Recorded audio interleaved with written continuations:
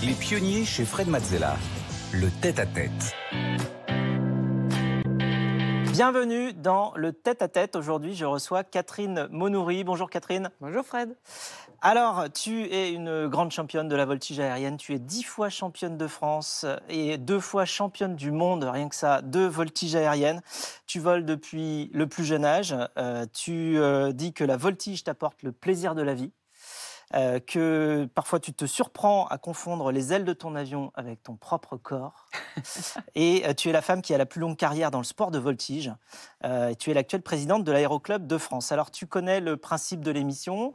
On va reprendre ton parcours, les étapes, mais on va surtout s'intéresser à tes ressentis, tes émotions, tes apprentissages tout au long de ce parcours-là. On aura quelques interventions et illustrations de Stéphanie qui viendra nous présenter des étapes de ton parcours. Et on va aller essayer de comprendre comment tu fonctionnes, comment tu prends tes décisions et comment tes émotions te guident dans ta vie. Alors, c'est parti. La première fois que tu as volé en avion, tu n'avais que 8 ans. Oui. Raconte-nous ton baptême de l'air, parce que quand même... Oui, j'ai eu beaucoup de choses parce que c'était avec mon papa. Alors donc le plaisir peut se mêler d'être avec mon père, mais ça a vraiment été un très grand moment pour moi. J'ai été très très surprise de découvrir qu'en fait la vie pouvait avoir une autre dimension, de voir... Une troisième dimension. Oui, une troisième dimension, qu'on pouvait voir les gens de loin, que mon école, cet endroit dont j'étais prisonnière était finalement une toute petite chose au sol, la maîtresse terrorisante. Finalement, ça m'a ouvert l'horizon. C'était vraiment du domaine d'une vocation immédiate. J'ai adoré ça. J'ai adoré ça. Et c'était une passion de famille ? Alors, c'est une passion de famille. Mon père aimait ça, c'est lui qui m'emmène voler. Et il avait voulu être pilote et il n'avait pas eu le droit parce que mon grand-père a été observateur aérien, tout jeune officier de la Grande Guerre. Donc, il a vu ce qui était très difficile pendant la Première Guerre mondiale. Il y avait énormément de morts. Il avait peur que son fils soit pilote. Et donc, papa n'a pas eu le droit. Il m'a donc, lui, beaucoup aidé. Au contraire, toujours. Et à 15 ans seulement, ton instructeur décide de te faire voler seul aux commandes d'un Jodel D112. Tu te sentais prête ? J'ai été très surprise et je dois dire que, vous vous rendez compte, 15 ans, on n'a pas du tout le droit de conduire, quoi. C'est dans 3 ans seulement que j'aurai le droit de conduire. Et puis, quand il est descendu... une voiture. Une voiture, conduire, oui, une voiture. Donc, tout d'un coup, ça a été... devant moi, il y avait une piste en herbe, mais en fait, cette piste en herbe, c'était plutôt la vie d'adulte, la liberté, la responsabilité. Quand il est descendu, il n'avait même pas bien fermé la petite porte de l'avion. Je l'ai fermée, et puis je suis partie. On n'avait pas de radio, c'est-à-dire que maintenant, quand on est lâché, on a quand même la radio. Il y a quelqu'un qui peut venir au secours, vous dire « T'inquiète pas, t'es bien, tout va bien ». Là, j'étais vraiment seule, et mes jambes se sont mises à trembler. Elles ont tremblé tout le tour de piste, jusqu'à ce que, en m'obsédant sur la vitesse que j'avais à faire, je fasse ça correctement, avec les dents serrées. J'ai chanté très très fort pour pousser les fantômes et me dire la vitesse, il faut que j'y arrive. Si je suis trop lent, ça va décrocher. Ouais. Si je vais trop vite, la piste, je vais l'effacer. Enfin bon, c'est quand même... dire que j'étais prête, c'était peut-être un peu exagéré. Il m'a peut-être un peu surestimée. Mais alors, et tu avais des idoles, tu t'intéressais beaucoup à l'aviation par ailleurs? J'ai eu des mentors et des idoles, oui. Comme mon père aimait ça, il y avait une très grosse bibliothèque aviation, je lisais beaucoup et j'admirais. Je poursuivais les pilotes célèbres de l'époque pour qu'ils me donnent des autographes, parce que c'est pour ça que je suis attendrie quand on me le fait maintenant. Et Jacqueline Auriol, par exemple, était quand même pour moi quelque chose de merveilleux. Cette femme si belle, tant de classe, et qui en même temps était un pilote hors pair. Donc j'adorais ça. Oui, qui a battu les records de vitesse. Première femme pilote d'essai. Première femme pilote d'essai. Qui est vraiment... elle a piloté quantité d'avions, c'est très impressionnant comme carrière. Et tout ça m'entraînait et me donnait envie de faire partie de ce monde. Et alors, quand même, tu as pris confiance. Oui. Et mais 15-16 ans, oui. tu avais suffisamment la confiance pour aller prendre un avion comme ça. Oui. Tu nous racontes? Le premier, oui, j'ai fait quelques petites bêtises. Et c'est bien parce que depuis, je suis devenu quelqu'un de très, très sérieux. Parce que justement, rétrospectivement, mais quand on m'a lâché, ce premier tour de piste m'avait beaucoup impressionné. Mais effectivement, au bout de 3 ou 4, c'est comme si je croyais que j'étais un ancien pilote d'essai qui avait 20 ans de carrière derrière lui. Donc très tranquille. Je me suis dit, je vais aller épater mes copains et mes copines. En classe, on avait un contrôle de maths. Et j'aurais dit, je vais au terrain. Moi, je vais passer au-dessus de l'avion, au-dessus de l'école en avion. Et quand même, à 15 ans, c'est assez rare. Donc, tu es parti. Donc, je suis vite partie du devoir de maths. Je suis allée au terrain. J'ai pris mon air le plus innocent pour dire que j'allais faire un petit tour de piste. La seule chose que j'avais le droit de faire, je pouvais en faire 2 ou 3. Et puis, dès que j'étais en l'air, c'était à Rouen, je suis partie, j'ai rejoint la Seine que je voyais. Je ne connaissais rien en navigation, quasi rien en pilotage. C'était affreux. Et j'ai suivi, la Seine, j'ai vu la boucle qui arrivait à Elbeuf, j'ai remonté la rue principale et j'ai tourné au-dessus de ma classe, super fière, en me disant que tout le monde devait m'admirer. Et puis, voilà, je suis rentrée parce que j'avais juste oublié qu'il y avait une gendarmerie juste en face et puis que ça se fait pas, quoi. Ça s'est vu. Et ça s'est vu. Donc, évidemment, ils avaient relevé l'immatriculation, sidérés, en disant, il y a un avion qui tourne en pleine ville, extrêmement bas, en plus, en dessus du lycée. Est-ce que c'est un pilote à vous? Ils ont regardé, ils ont dit, ah, mon Dieu, c'est elle qui est partie. Et quand je suis arrivée, il y avait un comité vraiment peu aimable qui m'attendait en disant, bon, vos papiers, on va vous faire sauter votre licence, évidemment, oui. Tout ça. J'avais pas de licence, j'avais 3 heures de vol, j'avais pas encore de licence. Ça m'a sauvée. Donc, c'est parce que normalement, ça aurait pu briser directement ma carrière. Mais, avec le recul et le bon savon, je me suis dit, oh mon Dieu, c'est comme ça que les gens se tuent, en tournant au-dessus de maison, en faisant les malins, en faisant le kéké sur une maison. Il n'y a rien de plus dangereux quand même. Hein. Ça t'a rendu plus prudente? Ah oui, toute la suite de ma carrière m'a été... de vie. Ça a été ma leçon, en tout cas de survie. Et oui, et puis maintenant, je considère toujours que j'ai valeur d'exemple auprès de ceux qui commencent. Et toutes mes recommandations sont toujours de Donc tu leur dis, vous n'êtes pas obligé de faire les mêmes bêtises que moi? Non, tu arrives à transmettre cette... Alors, il n'y a pas longtemps que je le raconte. Je pense que je l'ai tué pendant au moins 20 ans. Je n'ai jamais raconté à personne. D'ailleurs, mes parents n'ont pas dû le savoir, parce que sinon, ils m'auraient empêché de continuer. Et donc, j'ai rien dit. Et puis, petit à petit, je l'ai presque effacé. Et puis, petit à petit, c'est ressorti en me disant, quand même, comment j'ai pu oser? Et donc, cette expérience ne t'a pas cloué au sol, puisqu'à 17 ans, tu passes ton brevet et tu deviens la plus jeune pilote de France. Et tu te lances dans la voltige aérienne. Alors, avant de comprendre pourquoi tu y es venu, comment c'est né la discipline de la voltige aérienne? La voltige aérienne est née un peu par hasard. En fait, Adolphe Pégoud, en 1913, voulait tester le parachute, qui était déjà passablement gonflé. Donc, dans un tout petit avion qui était un Blériot 11, il décide d'abandonner ces petits avions. On en cassait beaucoup, on pouvait en refaire. Il saute, et puis, pendu à son parachute, ça avait fonctionné. Il voit avec stupeur l'avion faire tout seul. Wow, il monte jusqu'à la verticale, paf, il retombe, il fait une boucle tout seul. Et c'était le centrage qui avait tellement changé que l'avion... Et il s'est dit, mais si l'avion peut faire ça, il doit pouvoir le faire avec moi dedans. Et donc, il a commencé à faire marcher ses commandes, le mettre un peu sur le dos. Et en 1913, en septembre, il a fait le premier looping, la première boucle. Et c'est très vite, on s'est rendu compte que ça allait être très possible et très, sur un malentendu, très utile. Comme les bêtises de Cambrai. Cambrai. Parce que la guerre de 14 va se déclarer. Et là, les pilotes vont avoir besoin de la voltige pour échapper aux ennemis, pour être des bons chasseurs. C'est une vraie utilité opérationnelle. Et toi, alors, tu es attiré par ce sport parce que tu as vu qui en faire? Alors, l'instructeur de mon père faisait de la voltige. Donc, petite, j'ai vu ça et j'ai immédiatement admiré. J'avais un peu oublié. Et comme je ne volais pas beaucoup, j'avais un petit peu peur en avion. Et donc, tout de suite, je me suis dit qu'il fallait que je sache voltiger, il fallait que je sache, c'est-à-dire piloter, dominer l'avion à fond, savoir quoi faire avec les commandes, pour qu'il ne me surprenne pas, pour que je sois toujours maîtresse du jeu. Et c'était ça ma première motivation. Et tu es plutôt excellente dans la discipline, puisque ton palmarès par la suite est absolument exceptionnel. Stéphanie. Effectivement, Fred, puisque vous avez été sacrée 10 fois championne de France de voltige aérienne et championne du monde de voltige aérienne en individuel à 2 reprises. D'abord en 1988 à Red Deer au Canada, puis 12 ans plus tard, en 2000, en France, à Muret, c'est près de Toulouse. 2 sacres mondiaux très différents, puisque entre-temps, les appareils ont beaucoup évolué. Et ce second titre mondial, vous l'avez remporté avec un CAP 232 dans une discipline qui a été profondément renouvelée entre-temps. Oui, parce que quelquefois, vous savez, quand on parle de voltige, les gens vous disent « j'aime bien les gens qui font de la voltige douce, tout ça ». Ça n'existe pas, ils ont juste des avions qui n'ont pas les moyens de tourner aussi vite. Le pilote dedans, il veut tirer toute la quintessence de sa machine.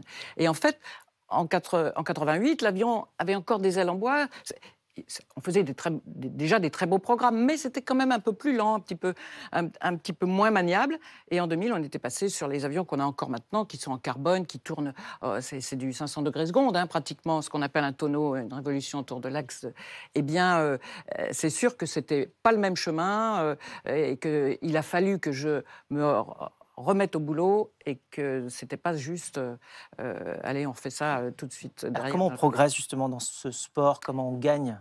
Alors, Est-ce qu'il faut être compétitif? alors, je ne savais pas que j'aimais la compétition. D'ailleurs, je n'aime pas du tout la compétition. On m'a poussé à le faire et puis comme j'ai... Enfin, Vous voyez bien. tu m'as dit que tu n'aimais pas la compétition, mais Oui. que quand même, tu n'aimes pas perdre.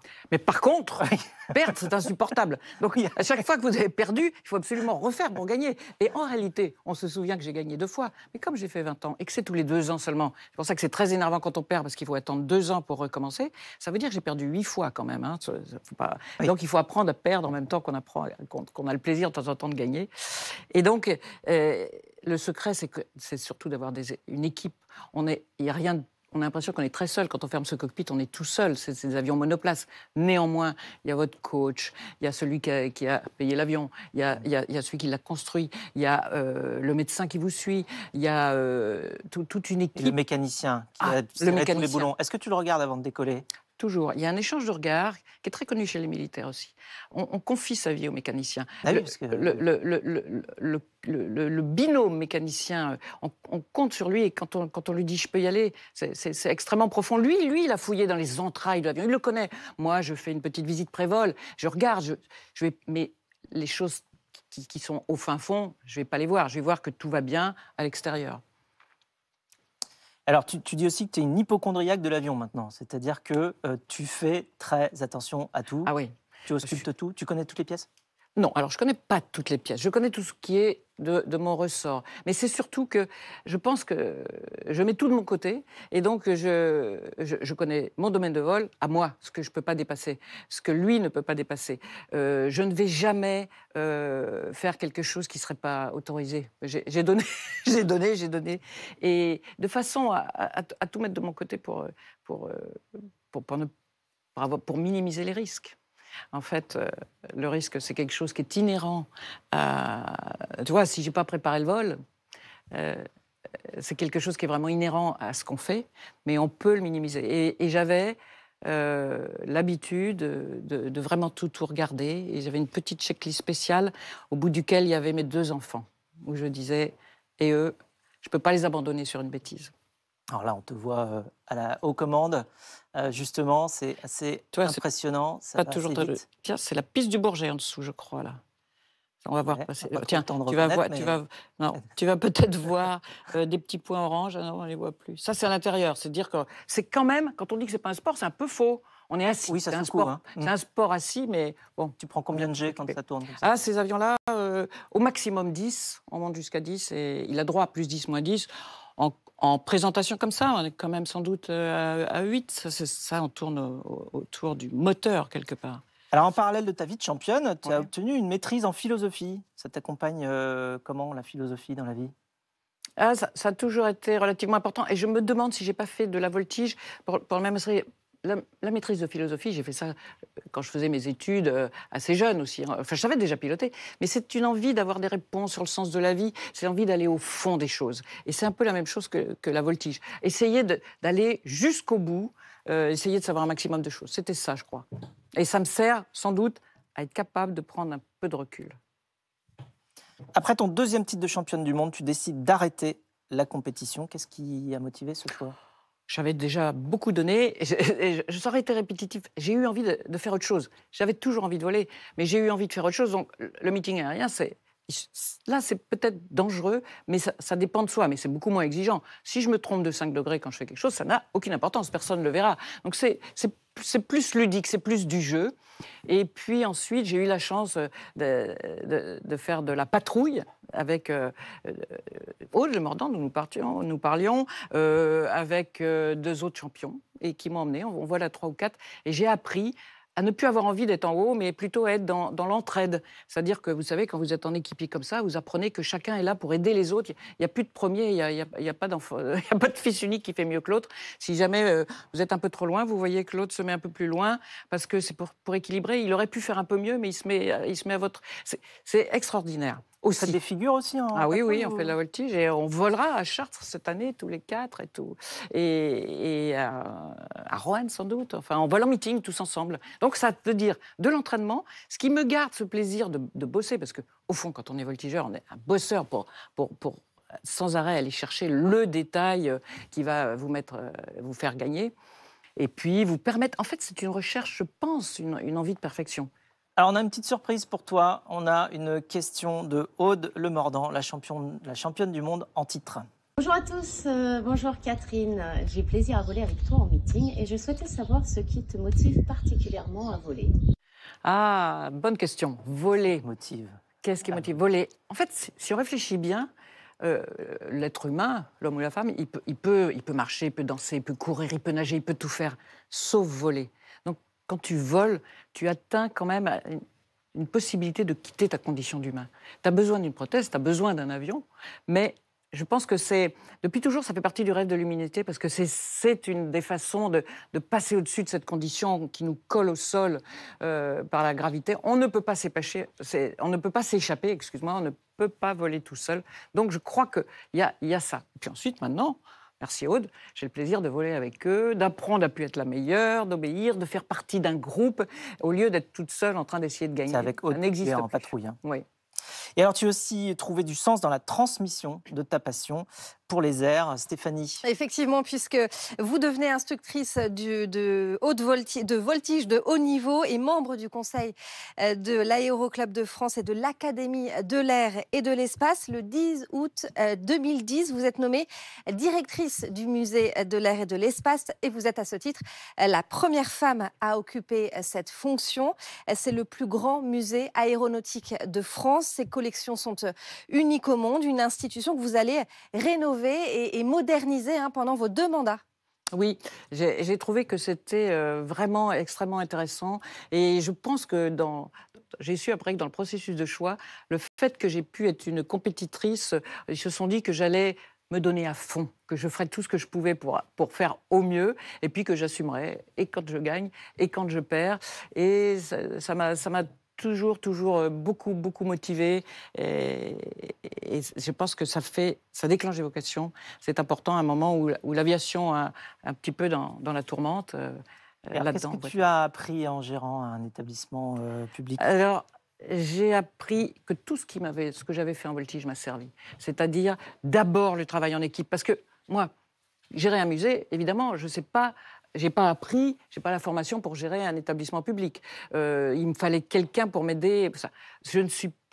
J'avais besoin de conservateurs, j'avais besoin de conseils. Donc on faisait une super équipe. Moi, j'étais là pour l'enthousiasme, pour entraîner tout le monde aéronautique, comme figure du monde aéronautique. Et j'aime bien pour passer aux équipes cet enthousiasme. J'aime bien ce mot-là parce que c'est entheos, les dieux intérieurs, ceux qui sont intérieurs, qui t'ont donné l'énergie pour voler que tu as envie de donner aux autres. Et ça m'a permis, je pense, de me passionner pour ce temps au musée.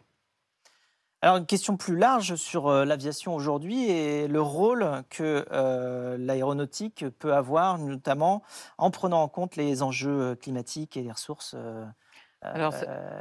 limitées de notre planète. Alors, j'en parlais à midi, et c'est vraiment quelque chose d'assez extraordinaire qui est en train de se passer. L'aéronautique est pour 2,5% des émissions de carbone mondiales, mais on la vise beaucoup, un petit peu de façon exagérée. Néanmoins, elle a effectivement un gros travail à faire. Il y a un gros tournant à faire de façon... Le but, c'est pas d'arrêter de voler, c'est d'arrêter de polluer le moins possible. Et donc, autour de ça, il se passe ce qui s'est passé au début de l'aviation. Si tu réfléchis bien, en 60 ans, ce qui n'est rien dans l'histoire de l'humanité, on est passé de la traversée de la Manche de Blériot en 69 à la même année, on vole en Concorde, on est en 3 heures à New York, on vole en 747, 500 personnes dans un avion et on marche sur la Lune. Donc une accélération formidable. Et puis là, on bute, on se dit, bon, il faut trouver le moyen de décarboner l'aviation, comment est-ce qu'on va faire? L'industrie s'en occupe énormément. Il y a 3 ans, on était encore en train de se dire, Oui, on va le faire, mais c'est difficile. On pense à l'hydrogène, au carburant, au SAF, aux nouveaux carburants qui sont non polluants, tout ça. Et puis, je, je me rends compte qu'en 3 ans, eh bien, en fait, on y est déjà. Quand on parle de décarbonation de 50, ça va être fait. On a déjà, les carburants sont en train de se mettre au point. Il y a déjà 1 ou 2 avions à hydrogène. L'électricité dans les aéroclubs. Les petits avions électriques vont sortir. On est en train de repartir à pas de géant. Et je pense que c'est assez formidable. Ce qui est en train de se passer, c'est le moment d'être un jeune ingénieur. Et c'est le moment d'aller s'occuper d'aéronautique maintenant, parce qu'il y a à nouveau énormément de choses devant nous et un gros tournant à prendre. Et alors, des projets pour le futur? Ah oui, j'essaie de faire une réplique de l'Oiseau Blanc avec mes amis Frances Ski et Bernard Vaillot et Nagesser et Colli, qui ont essayé de traverser, qui n'avaient pas réussi. En 1916. Oui, voilà, 27, 10 jours avant que Lindbergh, lui, ne réussisse à rejoindre Paris de New York. Ils ont essayé de faire Paris-New York, ce qui est plus dur parce que les vents sont contraires, donc c'est plus long. Et ils n'ont pas réussi. Et nous aimerions refaire cette traversée pour promouvoir justement ces valeurs de gens qui sont anticonformistes, qui ont du courage, pionniers. de l'audace, pionnières, les valeurs pionnières de ton émission. Et puis, la capacité à prendre un certain nombre de risques. Et de temps en temps, évidemment, de temps en temps.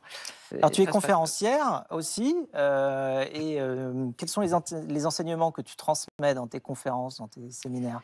La substantifique moelle de ce que tu as appris, que tu peux transmettre. J'aime bien parler de plusieurs choses, mais notamment de comment est-ce qu'on fait pour être bon au bon moment. Quand tu fais de la compétition comme je fais, les programmes durent 6 minutes et tu mets 2 ans à te préparer. C'est-à-dire que si tu loupes ces 6 minutes-là, c'est assez catastrophique et tu attends 2 ans pour revenir. Donc, comment est-ce que, justement, on prépare avec une équipe? Comment on se prépare? J'ai beaucoup appris de la voltige, la concentration, la préparation mentale, l'anticipation, tout ce qui fait qu'au dernier moment, il va nous rester un petit peu de cerveau parce qu'on aura tellement préparé tout qu'il reste un peu de cerveau pour les imprévus. Donc, voilà, c'est de tout ça que j'aime bien parler. Être bon au bon moment. Être bon au bon moment. Eh bien, ce sera le mot de la fin. C'est quelque chose qui est valable pour nous tous aussi dans nos activités de tous les jours, dans nos travails respectifs, dans notre business. Merci beaucoup. Et quant à nous, on se retrouve tout de suite pour le pitch.